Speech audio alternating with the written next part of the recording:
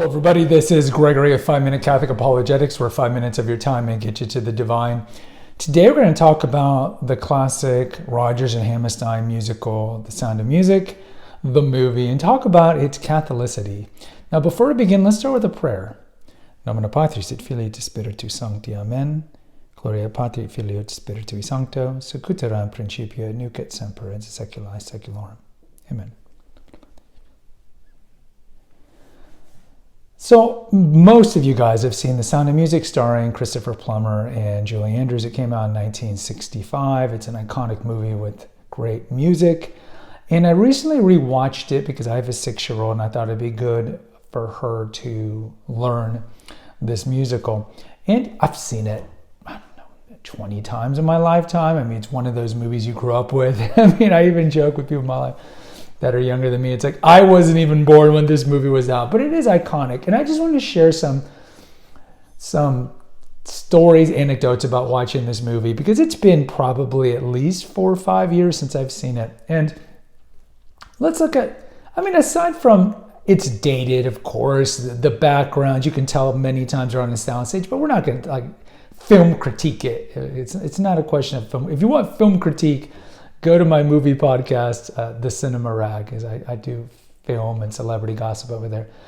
But just a couple of things I want to talk about. One, the kids. This was a time in 1965, and we're at the cusp of, as some historians will say, United States tried to kill itself, and France too in 1968. We're at the cusp of the sexual revolution. And you look at what the early 60s were like, even in terms of music and film, and then how just in 5 years, by the late 60s, how so many things revolutionized and changed.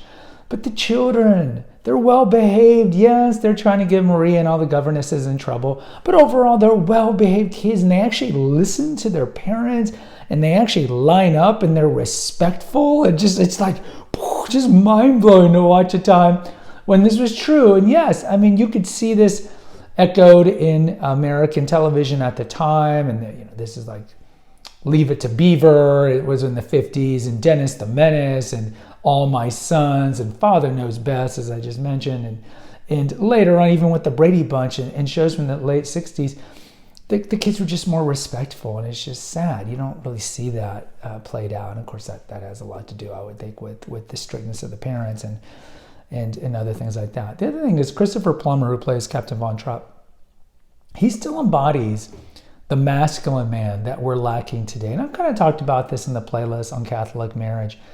But you've seen, because of the attacks to the cultural Marxists, the effeminization of the man and the masculinization of the woman. This is partly to destroy marriage and pit the sexes against each other, which destroys marriage. And you see the high rate of divorce, especially no-fault divorce.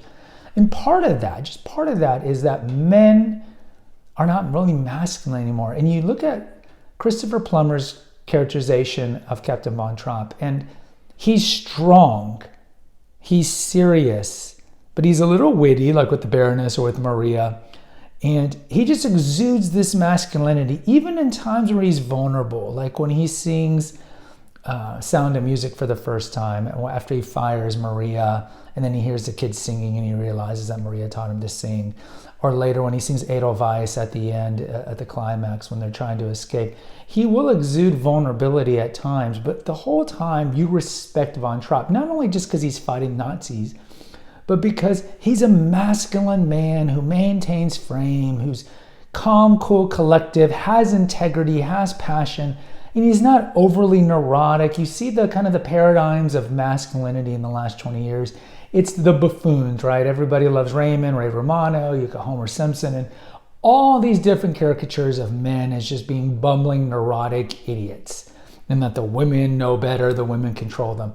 And so when you watch these old movies, and certainly Sound of Music's not the only movie that does this, you just kind of like, wow, that's when men were men. Like John Wayne, for example. And of course, the other thing about The Sound of Music, it's like one of the most Catholic films probably ever that is not overtly religious. So like The Passion of the Christ, of course. And you look at movies that took place in the 50s, or I should say that were done in the 50s, when the Hollywood codes were still in place. So movies like Quo Vadis and Ben-Hur and The Robe, these overtly Christian movies. But The Sound of Music is a Catholic movie without it intending to be a Catholic movie. And you see this release centered around Maria as the novitiate, contemplating her vocation to become a nun. She's very young, and there's the first song, Maria, which is a very cute song where the nuns are singing about Maria, how she's a demon, how she's an angel, and they don't really know what to make of her. And so the movie does a great job, Robert Weiss, the director, of portraying Catholicism. And this is, 60s. This is 2 years after Kennedy had to say that he was going to be allegiant to the Pope and not take orders from the Pope. There was still a very staunch anti-Catholicism in America. And you could argue it still exists today, but certainly in the 60s there was. And this movie could have undermined Catholicism quite a bit. Like I've seen 1923, the Yellowstone spinoff recently, and I mean that one just has the classic villainy of the Catholic Church, how it's raping women and there's lesbian nuns in every place.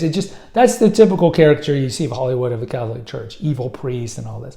But you look at this movie, the nuns are portrayed respectfully. The abbey, the convent where they live is. The head nun is shown with respect and poise. And then Catholicism isn't maligned or undermined in any way. It's actually portrayed in a positive light. You see when Maria is actually contemplating her vocation, there isn't any snide comment made by any of the characters at the time. And look, this takes place in 1930s Austria, which certainly there was postmodernism. You could have had one of the characters, like Von Trapp's best friend, made a comment about, but no, there's no comments at all, anything snide or undermining of the Catholic Church. Then you see Maria gets married and they have the wedding in the beautiful cathedral in Salzburg, which I've been lucky to have been to. I was there about 20 years ago. And yeah, the two things that they push in Salzburg is Sound of Music, nostalgia, and Mozart, because Mozart was there. So you can buy Mozart, everything over there. And then, of course, at the end, when they hide in the abbey, and that's kind of the climax of the movie, it's yet another place where the nuns of Catholicism are supported and lauded. And, it's one of the great scenes where the two nuns said that they have to go to confession because they took out the spark plugs or whatever of the Nazis' cars so they couldn't chase the Von Trapps. So the movie as a whole, watching it again, it's like, man, it's so strange to see a movie that's so, not like intentionally wanting to be pro-Catholic, but it's just a movie that portrays the Catholic Church well. And it's just very shocking to see that, even in Hollywood movies of the 60s. And certainly when the codes were let go at the cusp of the 60s, you see the smut that comes out in the 70s that we really haven't lost. And I've jokingly said that Hollywood's motto should be corrupting America since 1920. Its job is through drug use and fornication and essentially lauding every vice that we used to consider a vice and turning it into a virtue. Hollywood's job is really to corrupt America and really the world. And so to herald back to a movie that is so refreshingly pro-religious and in particular pro-Catholic is just nice. So these are just some of my reflections of the movie. You guys post in the comments. I'd love to hear from you. Until next time, take care. God bless and pray.